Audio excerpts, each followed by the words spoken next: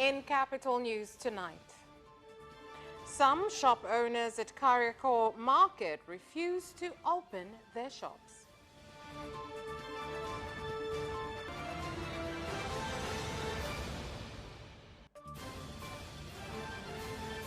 Tanzanians called on to remember all the good done by the late Bernard Membe during his life.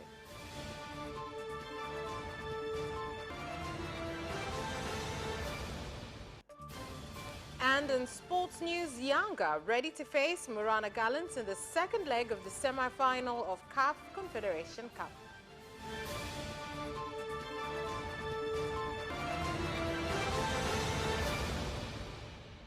Good evening. This is Capital News at 9:30. My name is Vanessa Victor. Let's start things off with the national news. Despite Prime Minister Kassim Majaliwa meeting with and speaking to shop owners at Kariakor International Market in Dar es Salaam yesterday and urging them to stop their strike and open their shops, as he plans to meet with them again in order to find a resolution to the problems they listed, some traders have continued to refuse to open their shops. Wafanyabiashara wameumizwa sana na TRA. Mioyo yao mingi inavuja damu. Kwa hiyo na wafanyabiashara wanaamini ile ni sheria ambayo imetungwa na bunge, kana kwamba haiwezi katenguliwa na kiongozi kama waziri mkuu au mkuu wa mkoa. Kwa hiyo pia walikuwa na hamu ya kumsikiliza rais. Watu wanaofungua maduka tunawahakikishia usalama. Tunawahakikishia usalama. Kwa hiyo kisitokee kikundi cha kudai kwamba ukifungua tutakufanya hivi au vile. Umeona tumepita, nimeweka askari mitaa mbalimbali kuhakikisha kwamba watu wanakuwa salama. Mtu akifunga, afunge yeye kama binafsi, lakini asilazimishe mtu mwingine anayetaka kufanya biashara kwamba na yeye afanye kama na yeye. I am coming from Zambia. I came on Sunday. Yeah. So I supposed to go to my country on Wednesday, meaning tomorrow. So from Sunday, I just buy some little things which I supposed to finish yesterday and today. So now air ticket date, we are going back on Friday. So we're having a challenge whereby you have to top up some money, and also for lodging you have to top up money for, food. And the Prime Minister of Tanzania has led hundreds of mourners in the burial of the former Minister of Foreign Affairs and International Relations, Bernard Membe, which were held in Chiponda Village, Rondo Division, Mtama Council in Nindi region, where he called on citizens to remember all the good that Bernard Membe did during his life. Mheshimiwa Membe atakumbukwa sana kwa kuwa msikivu, pole, ana weledi katika kufanya majukumu yake. Alikuwa mzalendo wa taifa hili, lakini alikuwa mtu mwenye msimamo thabiti, lakini pia alikuwa na siasa za kistaarabu. Hakika Mheshimiwa Membe alikuwa mfano mzuri wa kuigwa. Nami nakiri kwa ni moja kati ya wengi walionufaika na busara zake na utumishi uliotukuka wakati wote akiwa mtumishi. Ndugu waombolezaji, leo hii kwa huzuni nyingi tunapomsindikiza kaka yetu, baba yetu na mzee wetu katika nyumba yake ya milele, tukatumia muda huu kutafakari mambo mengi mema aliyofanya na namna nzuri ya kuenzi kuyadumisha yale yote aliyofanya. Kweli ni mzalendo, mchapakazi hodari hadi weki. Yaani wakati wote utakapompigia simu, kimpata sema rais usio na wasiwasi, kesho hilo jambo litakuwa limefanyika na analitimiza. Ni jasiri ambaye hakuogopa kusema na kulisimamia analoliamini. Ndio sasa na hotuba mpya. Hata mkikao wanakaa naye hivi, haoni tabu kueleza maoni yake. Nadhani rais hili ili tufanye hili sio sawa. Sasa unasemaje? Fanya hivi, tufanye hivi. Na mimi nakubaliana nao. Lakini hapa na wewe sio sawa. Unaonaje tulifanya hivi, tulifanya hivi, rais sawa sawa. ndio mtu ambaye haoni habari. Kuna wengine anachosema rais ndicho ndio mzee.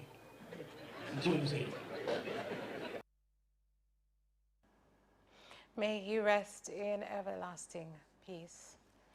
And the Ministry of Education, Science and Technology has today in Parliament tabled the 2023-2024 budget estimates for the ministry with 5 priorities, including completing the 2014 review of the education and training policy, the educational curriculum, and to start implementation, as well as improve technical and vocational training so as to increase the skills of students and enable them to be employed and be self-employed. Vipaumbele vya wizara kwa mwaka wa fedha 2023-2024 ni kama ifuatavyo: moja, kukamilisha mapitio ya sera ya elimu na mafunzo ya mwaka 2014 na mitaala ya elimu na kuanza utekelezaji. Pili, kuongeza fursa na ubora wa mafunzo ya amali. Amali ni ufundi na ufundi stadi katika elimu ya sekondari na vyuo vya mafunzo ya amali. Tatu, kuongeza fursa na ubora wa elimu ya msingi na sekondari. 4, kuongeza fursa na ubora wa elimu ya juu. Na 5, kuimarisha uwezo wa nchi katika utafiti, matumizi ya sayansi, teknolojia na ubunifu ili kuchochea ujenzi wa uchumi wa viwanda hapa nchini. Mahitaji ya walimu wa ufundi yanakwenda kuongezeka. Tunaomba sana vio hivi ambavyo mnakwenda kuviandaa, basi mviandae vizuri na kuhakikisha kwanza kwamba mnafanya udahili wa kutosha, kuhakikisha kwamba vijana wengi wanakwenda kupata elimu ya ufundi, na ufundi wenyewe ni ule ufundi wa kisasa kwa teknolojia za kisasa. Utafiti uliofanyika inaonekana kuna vyumba ambavyo wanafunzi wanakaa hata zaidi ya 100 kwenye chumba kimoja. Kwa hiyo tuangalie ni namna gani ya kuweza kurekebisha changamoto hiyo. A group of 7 people with machete, axes and other traditional weapons alleged to be robbers have invaded Ngamila fueling station in Mloa, Mbozi district, Songwe region, and stolen 50 million shillings and then took a shotgun from the guard at the station. Kuna watu walivamia katika kituo hicho wakiwa na silaha za jadi kama nondo, mpanga na mashoka, lakini pia kuingia ndani na kuvunja sefu ambayo waliiba fedha ambazo zinasadikiwa kuwa ni milioni 50. Fedha zilizoibiwa kwenye hiyo eneo la biashara sio za mauzo ya mafuta, kwamba ni mtu amekaribishwa tu awe anaweka fedha zake za biashara pale, kitu ambacho tunaona pia sio sahihi. Na tumewaambia kwamba kama wao wanavyouza mafuta wanapeleka fedha benki, basi wamshauri na huyo ndugu yao awe anahifadhi fedha zake benki. Polisi najua halijakaa kimya, lipo linawalia doria hao watu waliohusika na hilo tukio.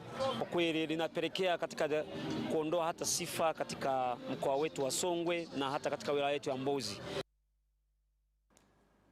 And the Vice President of Tanzania, Dr. Philip Mpango, when placing the foundation stone of the new office building for Ngorongoro Conservation Authority in Karatu, Arusha, has directed conservation reserve officials in the country to increase their pace in fighting against poaching, as well as addressing the increase in invasive plants within the reserve so as to protect the resources for the interests of the country.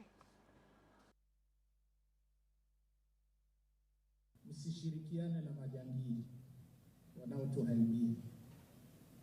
Niwaombe sana muwe macho na jitihada zozote za kuhujumu uhifadhi hapa Ngorongoro, lakini pia katika hifadhi nyingine zote nchini. Kufanya utafiti wa kina na kuja na mbinu ambazo zitatuwezesha kumaliza hili tatizo la mimea vamizi. Kwa hiyo ndani ya hifadhi zetu zote, lakini pia hata sehemu nyingine, ambapo hadi kufikia mwezi Januari 2023 jumla ya kaya 551 zenye watu 3010 na mifugo 15321 zimehamishiwa katika kijiji cha Msomera. Mheshimiwa Makamu wa Rais, awamu ya pili ya zoezi hili inatarajiwa kuanza mwezi Mei 2023. Wizara na mamlaka kwa kushirikiana na taasisi za uhifadhi pamoja na wanasayansi tunaendelea kutafuta mbinu mbadala ya kuweza kupambana na mimea vamizi. Mimea hii kwa sasa imekuwa ni tishio kwa maeneo ya uhifadhi. Moja ya majukumu ambayo tunayafanya sasa ni kuhakikisha kwamba tunayafeka kabla hajaweza kukomaa, na wakati mwingine kuhakikisha kwamba And over 300 avocado farmers from Lupembe Division, Jombe District, have asked the government to help them get over 300 million shillings in sales of their crops, which they allege are owed by Olivado company, which produces avocado oil since 2022. Zaidi ya wakulima 300 na tunadai zaidi ya shilingi milioni 300. Na kama ukijua mimi ni mkulima mdogo, wako wengine wakulima ambao ni wakubwa. Serikali tulikuwa tunaomba itusaidie kumfuatilia huyu mwekezaji. Ikibidi aje yeye mwenyewe hapa atolee maelezo. Kwenye kampuni ya Olivado ambao walichukua parachichi zangu kutoka mwaka jana mwezi wa 5 mpaka sasa hajalipa malipo mpaka sasa na mwaka mmoja. Nimekuja zaidi ya mara 4.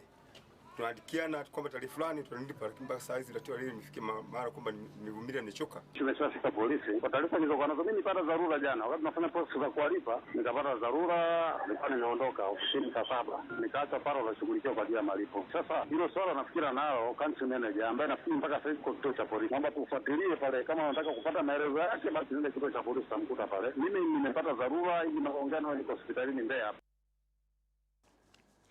And drivers of small buses who transport passengers between Ilalila area and Ilemela Municipal and other parts of Mwanza city have stopped providing services for an unspecified amount of time, asking the government to remove bajajis that provide transport services in the area illegally, causing chaos when they try to get passengers.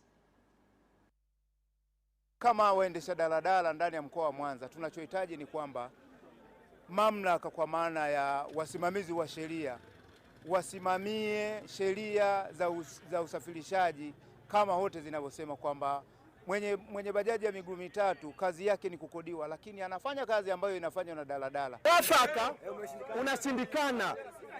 Mnaonaje mkisitisha hizi gari ili bajaji waweze kazi? Kwa sababu gani? Tunavyowaambia hamtaki. Kuna kituo cha jana, hichi kituo kwa nini msikifute sasa hivi? Wakati wanaenda kuzindua hichi kituo cha jana. Mimi naendelea kuwaomba. Sawa?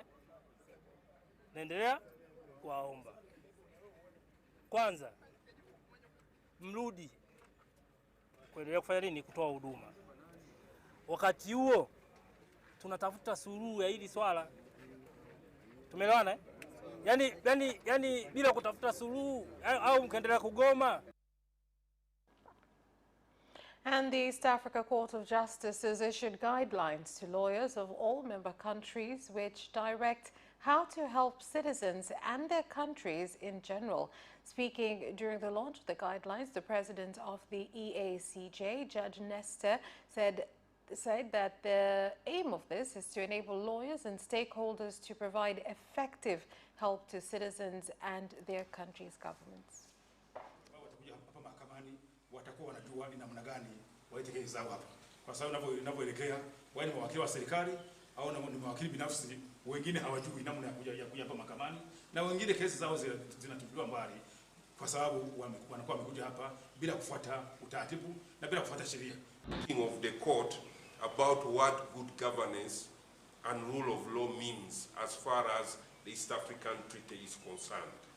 So it is one place where not only lawyers, but researchers and all the citizens of East Africa. That's all for the national news. International news is next.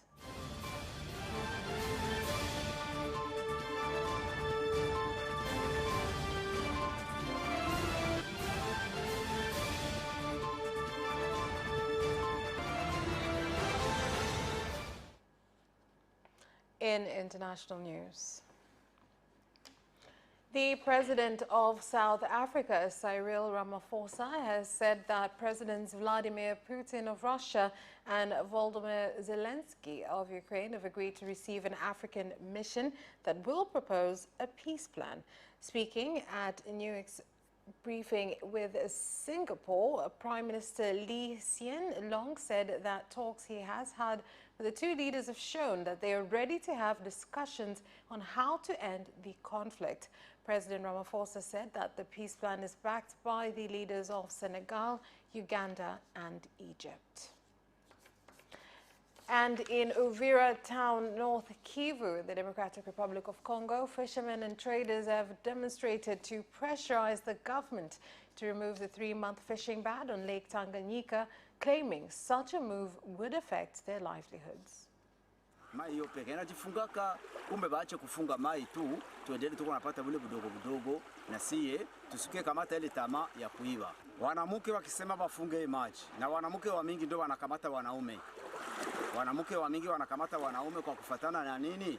Hii ndagalo hivi kunaenda kwa maendeleo, banakuya hapa Kutanganyika, unakutana hana tena bwana, unakutana ni yatima, analisha wale watoto, anasomesha wale watoto, wakishamfungia ile maji, atakuwa mgeni wa nani? Viongozi tumesema kweli azimio ni nzuri, mais il faut aseke tuangalie jinsi gani tunaweza kukamata wa mesure nafuata pesa wakifunga. Hakuna production nani bei ya ingine chakula itapanda sana. Ya plus de cela wale wenye wanaishi kwa ile kazi hawana ingine kazi panda mwezi mitatu.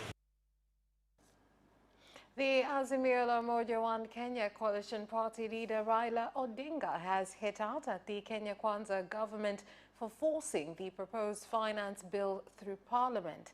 Mr. Odinga said that the Kenya Kwanza government is subjecting Kenyans through a mere charade through public participation, when it is clear its intentions are to pass the bill by whatever means.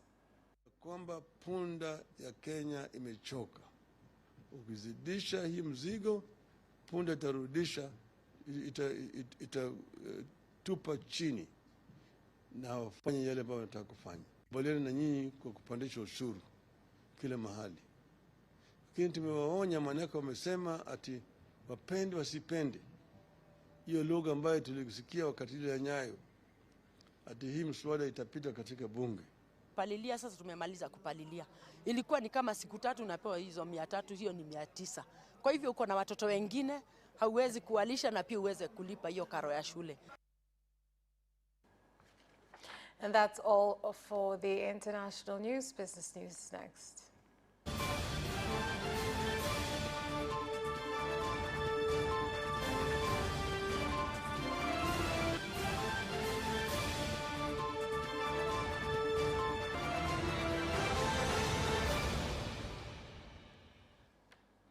In business news, Tanzania Revenue Authority, TRA, in Dodoma region has launched the Tuwajibike campaign, which is aimed at sensitizing traders to issue receipts from electronic fiscal devices, that is EFDs. Kutumia mashine ya EFD kutoa risiti ni kosa kisheria. Kwa hiyo katika msimu huu wote ambao tunafanya hii kampeni ya Tuwajibike, pia tutafanya zoezi la enforcement au harakati za kutazama compliance kwenye matumizi ya mashine za EFD. Wafanyabiashara ambao hawajaanza kutumia mashine za EFD, tunawahimiza sana waone ya kwamba wana wajibu wa kujitathmini wao wenyewe, au pia kuita wataalamu wa TRA wawasaidie kufanya tathmini, kujua mwenendo wa mapato yao, na kama washafikia vigezo vya kwanza kutumia mashine za EFD waweze kutumia. Traders participating in the Syrian Trade Fair in Dar es Salaam have said that new technological developments will enable local innovators to become more competitive in the global market. Sasa mashuleni tungeanzisha pia ile mifumo ambayo tulikuwa nayo awali. Tulikuwa na mifumo ya kwamba shuleni wanafundisha ni technical school, lakini secondary school pia. Kwa hiyo labda hiyo mifumo wangerudisha kwa mkazo, kwa msisitizo. Tuamke. Sasa hivi fursa ziko wazi. Tunamshukuru mama ametupa fursa, na watu wanaweza kutoka kwenda nje kuchukua biashara, kuleta hapa na kutoa hapa kupeleka nje. Kiatu ambacho kimetengenezwa hapa na kiatu ambacho kimetoka nje linakuwa ni tofauti. Either chetu kitakuwa kina mistake kidogo, chako kawa kizuri, ama cha kwao kawa kina mistake kidogo, chote kawa kizuri. Kwa hiyo ushindani ni mkubwa sana. And the government has prohibited the arrest of coffee farmers in Kagera region, which occurs when they transport the commodity to the market. The latest development comes following complaints from coffee farmers in the region on various challenges that they face. Kule kwetu Muleba wakulima wanafukuzwa, wanakamatwa wakisafirisha kahawa kutoka kata moja hadi kata nyingine na tarafa na tarafa. Nini kauli ya serikali? Ni marufuku kwa wakulima wa kahawa waliopo katika eneo moja kukamatwa na kuzuiwa kufanya biashara yao, kwa sababu biashara hii inafanyika kwa mujibu wa sheria namba 23 ya mwaka 2001. La pili, zao la kahawa kama alivyouliza mheshimiwa mbunge, katika hali yake ya kawaida serikali inafanya uratibu, lakini mazao haya ni ya wakulima. Najua alikuwa anaelekea wapi, lakini lengo kubwa la serikali ni kuhakikisha kwamba tunasimamia na kumfanya mkulima wa kahawa aweze kunufaika. That's the end of Business News. Sports is next.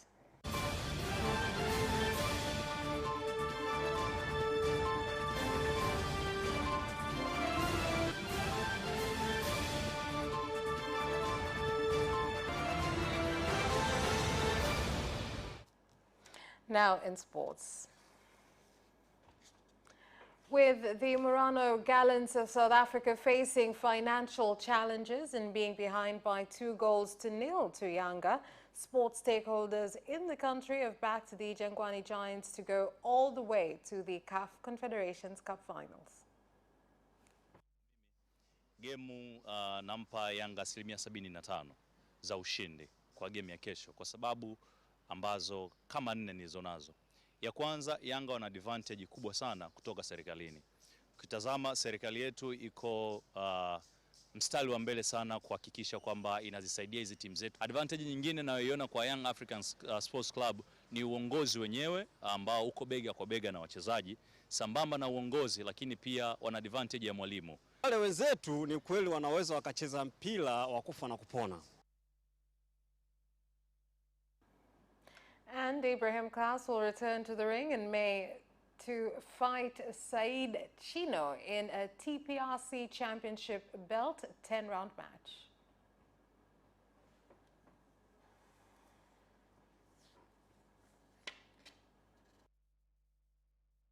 National Women's Under-18 soccer team is preparing for the CECAFA Championship, which will take place in Kenya from June 3rd to June 17th.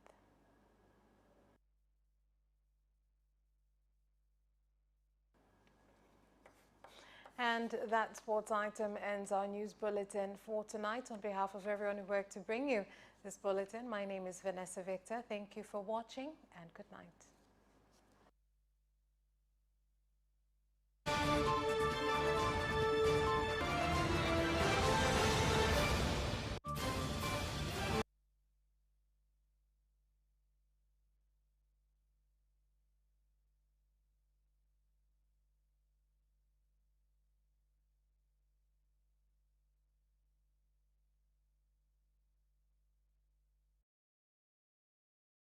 Watch Capital News at 9:30 and get updated on what is happening in Tanzania and around the world on political, social,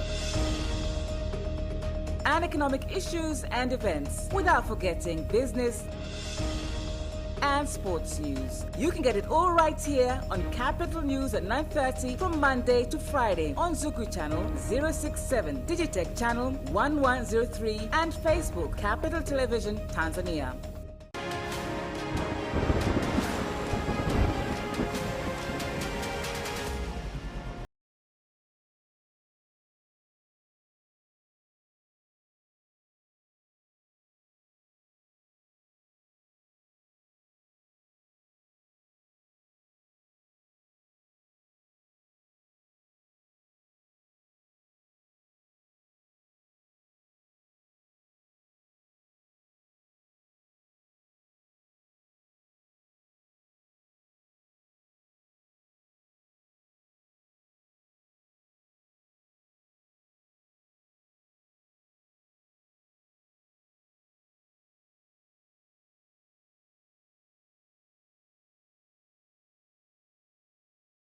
tabia nchi. Mapambano